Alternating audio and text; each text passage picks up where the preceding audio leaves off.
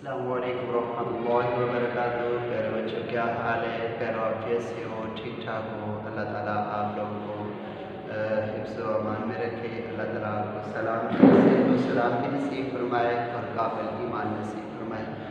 बेटा, हम पंचायत का लेसन पढ़ रहे थे और इसमें हमने एक हिस्सा उसका मुकम्मल किया, पंचायत का दूसरा हिस्सा। और इस हिस्सा को पढ़ने से पहले चंद मुश्किल अल्फाज हैं, फिर आपके साथ हम मुश्किल अल्फाज को समझते हैं। पहला लफ्ज़ है रज़म गाह, मैदानी जंग। खैमों चक्कर लगाना, सर फुटअव्वल ज़ख्मी करना, रास्ती सच सच्चाई, मसनद सीट। ये अल्फाज मानिए, ये आप लोगों ने अपनी नोटबुक पर लिखने। अब आप लोग अपनी बुक खोलेंगे, पंचायत लेसन है और इसमें लेसन का दूसरा हिस्सा जो है वो पढ़ेंगे और ये सफ़ा नंबर 39 है, 39 सफ़ा नंबर है। तो मैं इसका आगाज़ करता हूँ। बिस्मिल्लाहिर्रहमानिर्रहीम। इस पंचायत के एक महीना बाद एक बैल मर गया। जुम्मन ने अपने दोस्तों से कहा, ये दगाबाजी की सज़ा है। इंसान सब्र कर जाए मगर खुदा नेको बद देखता है। उल्लू को अंदेशा हुआ कि जुम्मन ने उसे जहर दिलवाया है। इसके बरक्स चुदरैन का ख्याल था कि इस पर कुछ कराया गया है, यानी जादू टूना वगैरह। चुदरैन और फ़हीमन में एक रोज़ ज़ोरों शोर से ठंडी, मतलब लड़ाई हो गई उनमें। दोनों ख़वातीन ने रवा बयानी की नदियाँ बहा दी, यानी खूब गालियाँ निकाली। तशबीहात और इस्तिआरों में बातें हुई। बहारे जुम्मन ने आग बुझा दी, बीवी को डांटा और रज़म गाह से हटा ले गया। इधर उनको चौधरी ने अपने डंडे से चुदरैन की शीरी बयानी की दाद दी, यानी उसको फेंटी लगाई। एक बैल किसी काम का इसका जोड़ा बहुत ढूंढा मगर ना मिला। ना चारा उसे बेच डालने की सलाह हुई। गांव में एक समझू सेठ थे, वो यका गाड़ी हाँकते थे। गांव में गुड़ घी भरते और मंडी ले जाते और मंडी से तेल नमक लाद कर लाते और गांव में बेचते थे। इस बैल पर उनकी तबीयत लहराई, सोचा इसे ले लो। दाम के लिए 1 महीने का वादा हुआ। चौधरी भी गर्जमंद था, घाटे की कुछ परवाह न की। समझू ने नया बैल पाया तो कौम खिलाए। दिन में 3-3 4-4 खैबे करता, यानी चक्कर शहर के लगाता। ना चारे की फिक्र थी ना पानी की, बस खैबों से काम था। मंडी ले गए, वहाँ कुछ सूखा भूस डाल दिया और गरीब जानवर अभी दम भी ना लेने पाता था कि फिर जोत दिया। महीने भर में बेचारे का कुछों पर निकल गया। यके का जोया देखते ही, यानी जैसे उसको रेडी के आगे वो लगाने के लिए उसको खोलता, तो यके का जोया देखते ही बेचारे का हौज छूट जाता। एक एक कदम चलना दोबर था, हड्डियाँ निकल आई थी, लेकिन असीम जानवर, यानी मतलब के शरीफ बड़ा मोती फरमाबरदार असीम जानवर मार की ताब ना थी।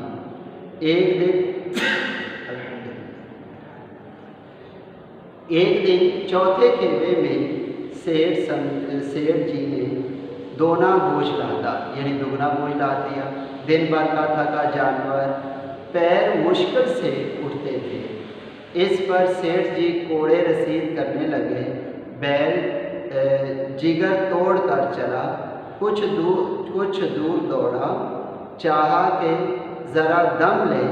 इधर सेठ जी को जल्दी घर पहुंचने की फिक्र थी। कई कोड़े बेदर्दी से लगाए। बैल ने एक बार फिर जोर लगाया मगर ताकत ने जवाब दे दिया। ज़मीन पर गिर पड़ा और ऐसा गिरा फिर न उठा। कई बोरे गुड़ और कई कनिस्तर घी के बेचे थे। 200-400 रुपये कमर में बंधे हुए थे। गाड़ी पर कई बोरे नमक के थे, छोड़कर जा भी ना सकते थे। गाड़ी पर लेट गए। वही रात जाग करने की ठान ली और आधी रात तक दिल को बहलाते रहे। हुक्का पिया, गाया, फिर हुक्का पिया, आग जलाई, तापा। अपनी दानिश में तो वो जागते ही रहे, मगर जब पो फूटी, चौंके और कमर पर हाथ फेरा, यानी जब सुबह हुई, पो फूटी, सुबह हुई, तो थैली नदारत का मतलब कि थैली थी नहीं जिसमें पैसे थे। कलेजा सुन से हो गया, कमर टटोली, थैली का पता न था। घबरा कर इधर उधर देखा कि कनिस्तर तेल के भी गायब थे। सर पीट लिया, बिछाड़े खाने लगे। सुबह को बाहज़ार खराबी घर पहुँचे।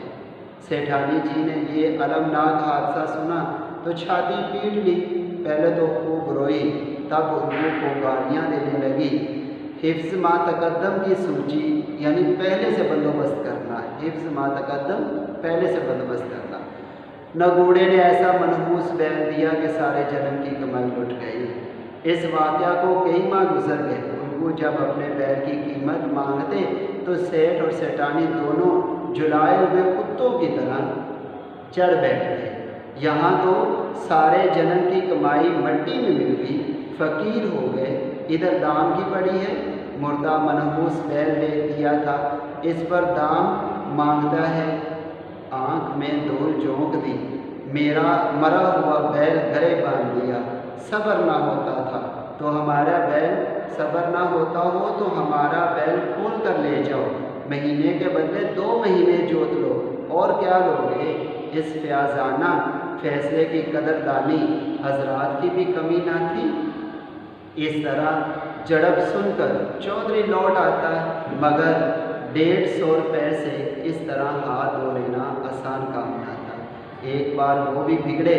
सेठ जी गरम हो पड़ी। सेठानी जी जज्बे के मारे घर से निकल पड़ी। सवालों जवाब होने लगे, खूब मुबाहसा हुआ। मुजादले की नौबत आ पड़ी। सेठ जी ने घर में घुसकर किवाड़ बंद कर लिए। गांव के कई मुअज़्ज़ज़ आदमी जमा हुए। दोनों फरीक को समझाया।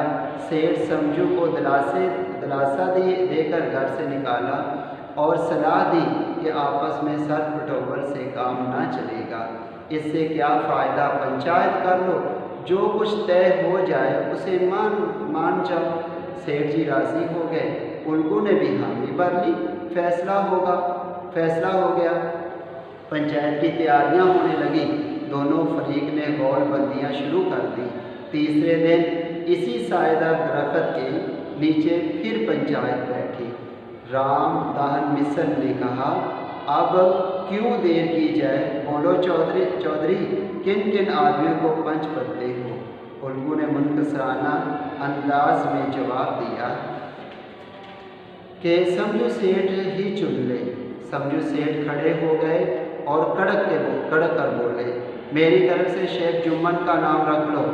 उल्गू ने पहले नाम जुम्मन का सुना तो कलेजा दग से हो गया, गोया उसने अचानक थप्पड़ मार दिया। राम दाहन मिसर उल्गू के दोस्त थे, ना तय पर पहुंच गए। बोले, चौधरी तुमको कोई उज़र तो नहीं है। चौधरी ने मायूसाना अंदाज से जवाब दिया, नहीं, मुझे कोई उज़र नहीं है। इसके बाद 4 नाम तजवीज़ किए गए। उल्गू पहले चक्करा खाकर होशियार हो गए थे। खूब जांच कर इंतखाब किया, सिर्फ सरपंच का इंतखाब बाकी था। उल्गू इस फिक्र में थे कि इस मरहले को क्यों कर तय करूँ कि यकायक सेठ समझू के एक अजीज़, यकायक यानी अचानक सेठ समझू के एक अजीज़ गोडर शाह बोले, समझू भाई सरपंच किसे बनाते हो। समझू खड़े हो गए और अकड़ कर बोले, शेख जुम्मन को। रामदान मिसर ने चौधरी की तरफ हमदर्दाना अंदाज से देख कर पूछा, उल्गू तुम्हें कोई उज़र हो तो बोलो। उल्गू ने किस्मत ठोंक ली, हसरत नाक लहजे में बोले, नहीं, मुझे कोई उज़र नहीं है। شیخ جمن کو بھی اپنی عظیم الشان ذمہ داری کا احساس ہوا۔ اس نے سوچا میں اس وقت انصاف کی اونچی مسند پر بیٹھا ہوں، میری آواز اس وقت حکم خدا ہے اور خدا کے حکم میں میری نیت کو مطلق دخل نہ ہونا چاہیے۔ حق اور راستی سے جو بر